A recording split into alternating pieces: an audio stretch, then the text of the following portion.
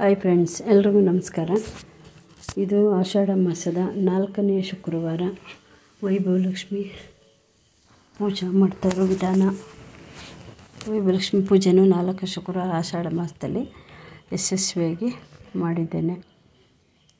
ಆರತಿಯನ್ನು ಬೆಳಗಿರೆ ಶ್ರೀದೇವಿ ಸಹಿತ ವಿಠಲಗೆ, ಆರತಿಯನ್ನು ಬೆಳಗಿರೆ ಶ್ರೀದೇವಿ ಸಹಿತ ವಿಠಲಗೆ, ಆರತಿಯನ್ನು ಬೆಳಗಿರೆ ಶ್ರೀದೇವಿ ಸಹಿತ ವಿಠಲಗೆ. ಗೆಜ್ಜೆನಾದದ ಹೆಜ್ಜೆಯಿಕ್ಕುವ ಉಡುಪಿ ಬಾಲಮುಕುಂದಗೆ, ಗೆಜ್ಜೆನಾದದ ಹೆಜ್ಜೆಯಿಕ್ಕುವ ಉಡುಪಿ ಬಾಲಮುಕುಂದಗೆ, ರಂಗನಾಯಕಿ ರಮಣಗೆ